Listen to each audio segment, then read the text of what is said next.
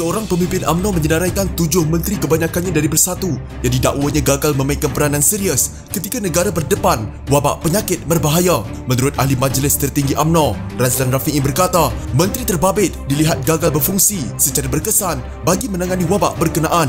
7 menteri itu ialah antara menteri yang dilihat gagal berfungsi ialah Menteri Luar Bandar Dr. Abdul Latif Ahmad, Menteri Pembangunan Wanita Keluarga dan Masyarakat Rina Harun, Menteri Pendidikan Razi Jidin, Menteri Pelancongan, Kesenian dan Kebudayaan Nancy Shukri, Menteri Perumahan dan Kerajaan Tempatan Zuraida Kamarudin, Menteri Dalam Negeri Hamzah Zainuddin dan Menteri Perdagangan Antarabangsa dan Industri Azmin Ali. Mengenai Nancy, Razlan berkata dia ingin tahu kenapa menteri terbabit berlepas tangan apabila ada kluster di kementerian berkenaan selain mendakwa Ahli Parlimen Batang Sadung itu tidak turun padang. Kata Razlan, Nancy sepatutnya melihat sendiri pelaksanaan gelembungan pelancongan secara dekat dan memantau keadaan berkenaan, bukannya berpeluk tubuh ketika banyak isu timbul seperti di Genting Highlands. Bukankah ini di bawah tanggungjawab Kementerian Pelancongan? Katanya dalam kenyataan. Berkenaan Azmin pula, Razlan mendakwa Ahli Parlimen Gombak itu berdiam diri ketika banyak kilang dikesan mencatatkan kes wabak penyakit berbahaya. Kenapa tak turun sendiri melihat keadaan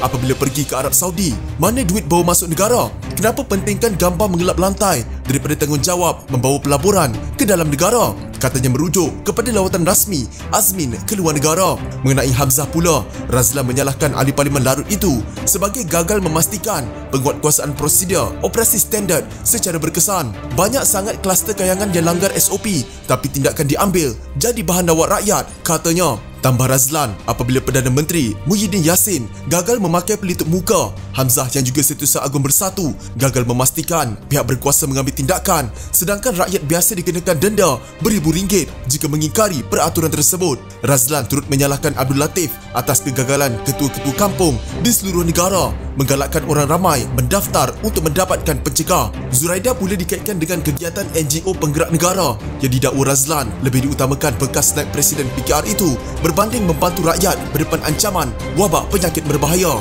Kenapa tidak melihat setiap sen yang dibelanjakan oleh NGO itu sepatutnya digunakan untuk membantu mendaftarkan orang ramai untuk pencegahan? Katanya, tidak ketinggalan disentuh Razlan ialah salah seorang Menteri Kabinet Muhyiddin Yassin iaitu Razi yang didakwa sehingga kini gagal menguruskan pengagihan komputer riba kepada pelajar. Masalah murid-murid masih tidak selesai, katanya. Dalam pada itu, Razlan berkata Muhyiddin sepatutnya bertindak sebagai ketua kerajaan yang berkesan dengan mengarahkan setiap kementerian berganding bahu dalam krisis wabak penyakit berbahaya. Setiap kementerian mesti diarahkan memberi fokus kepada krisis wabak penyakit berbahaya. Duit negara semakin habis, bajet pembangunan habis diedarkan. Apa gunanya projek-projek diagihkan sekarang sedangkan ancaman wabak penyakit berbahaya tidak selesai, katanya.